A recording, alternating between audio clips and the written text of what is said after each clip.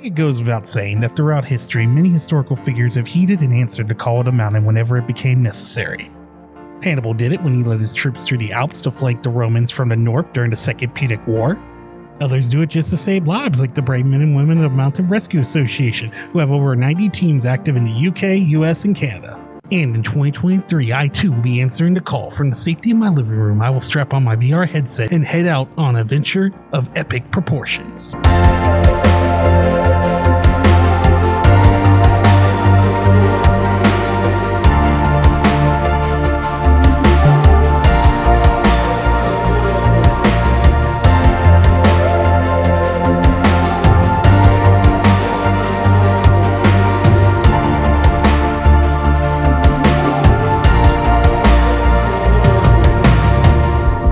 So, despite being a full-fledged spin-off, Call of the Mountain doesn't have the most complex of storylines. It's really on the level of a mid-tier DLC with some awesome action sequences sprinkled in for some good measure. You're playing the prisoner Reyes, who is being transported to Don's grasp to be made an offer to earn his freedom with a full pardon. What is he being pardoned from? Sorry, you won't find out here. This is going to be a spoiler-free review. All I'm willing to say is that Ord, my brother, is in trouble and they needed an experienced climber to come here and help find him.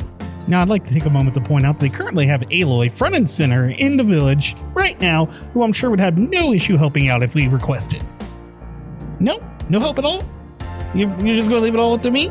Yeah, that's fair. It is my brother, after all. Gotta admit, I've always had a weakness for a woman who can handle a bow. But it's time to focus up, climb the mountain, find our brother, discover the reasoning behind the recent machine attacks, save the day, and earn our freedom!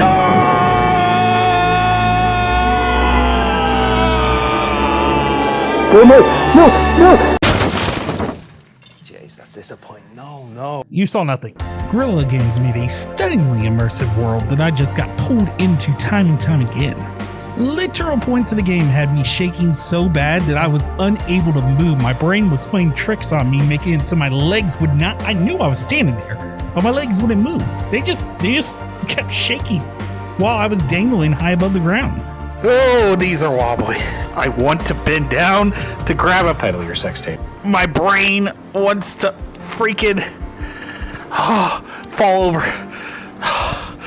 The immersion was next level, and oh my god, I loved it. I mean, look at some of these views. I mean, my god, they really, really did a good job with this game. We can't talk about the immersion in this game without bringing out how freaking awesome the robots were. They were the best part of this game. There's a little part at the beginning of this game that had me pulling a full Alan Grant and truly set the energy to let me know I had something special to experience here.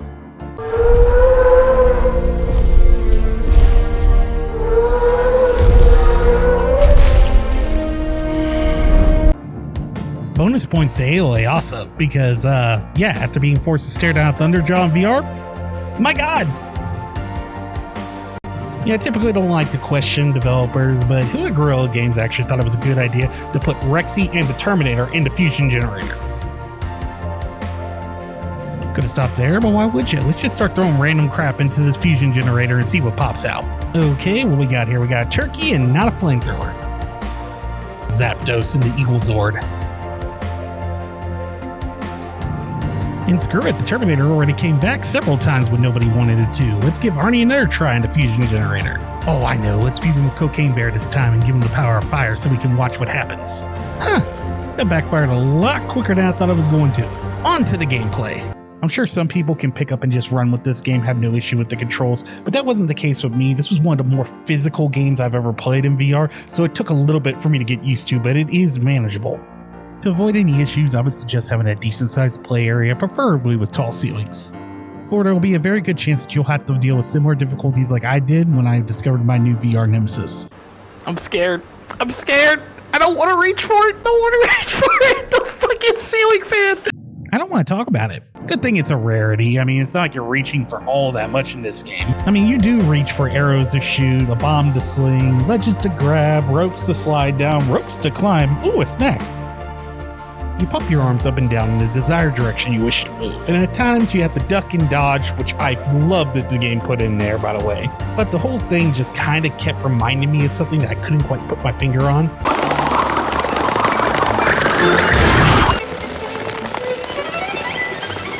Maybe you're not into all that movement, and honestly, you just want to relax and enjoy the game for what it is, and that's completely okay if you're okay with the immersion being broken just a bit. Just grab yourself a comfy chair, preferably with no arms, go into the options and switch to seated position analog movement options. Now, me personally, I don't like using any of the immersion breaking options, but I completely understand why some people do, because VR fatigue is a real bitch. Now, I am not claiming to be any form of expert. I'm just going off of how VR makes me feel when I'm playing it for a long period of time. And honestly, I break it up into about a 5-point system. If it makes me feel sleepy, if it makes me feel dizzy, if I feel sick in any way, if I begin to overheat, or if I have any body pain, not limited to just physical body pain or eye strain, I put a point on there for it too. Now, Call of the Mountain, they checked off 3 of these boxes, but I don't really think that it really will affect the average player too much. The reason why it hit me so hard was I was trying to push myself and play for 2 or 3 hours at a time.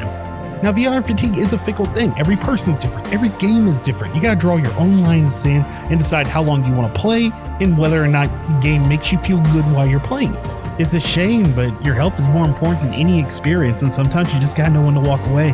Now, the game does provide you with plenty of toys to help you traverse the world and get you out of a dicey situation when necessary. Come on, do it! Maybe you run into a rough piece of terrain that you can't get a finger hold on. No worries, just reach behind your back for your trusty pickaxes. Gotta be very careful, I got a ceiling fan. Oh, fuck. Damn it! No!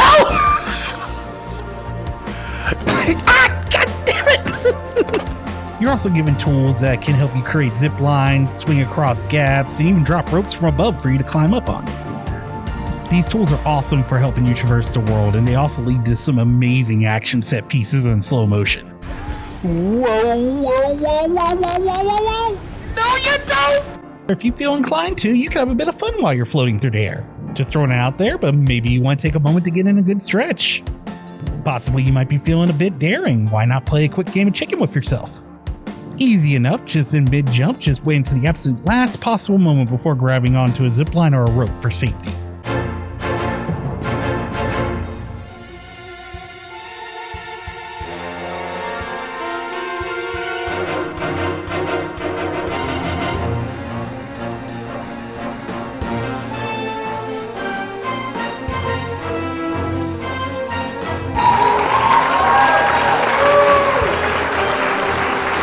My personal favorite thing to do was to show off the skills I learned from the Hammer Bros on the mean streets of the Koopa Kingdom. As far as weapons go, you're pretty limited. You're given a bow and a slingshot with varying types of ammunition to handle any situation, along with this game's version of a Predator disc that can be used to take out targets and knock out traps. Fighting isn't too repetitive. It is done in arena type settings, which is understandable considering the scale of these battles, but the robots are intense enough to really keep you on the edge of your seat. Very minor spoiler here, but I did find myself a little bit disappointed that you never got to face off against these commando-looking dudes that I came across in the game. Every time I was forced to stare down the arrows of one of their bows, I was very annoyed because I wanted to take on these guys and put myself to the test against them in maybe a stealth kill section or just a full-on just battle. He's trying to provoke me here. I feel like he's know full well what yous are doing. But combat's not the only challenge you'll find in the game. There's plenty of targets around that you need to find and shoot to test your archery skills, as well as finding collectibles scattered across the land. There was also segments where you were supposed to stack some rocks that I couldn't be bothered to do. These painting segments of the game that honestly just disappointed me more than anything. I mean, how are you not going to include green? How the hell am I supposed to draw my happy little trees, my happy little bushes right by my beautiful raging river and my glorious sun? No bushes, no trees. This is a disgrace. Bob Ross is rolling over in his grave. I will come to your house and I will cut you. The point I'm getting at is that there's plenty to do in the 7 to 8 hours of gameplay that the campaign offers. Now, I like to say that Guerrilla Games made a faithful installment into the Horizon series, but honestly, Zero Dawn and Forbidden West are on my backlog.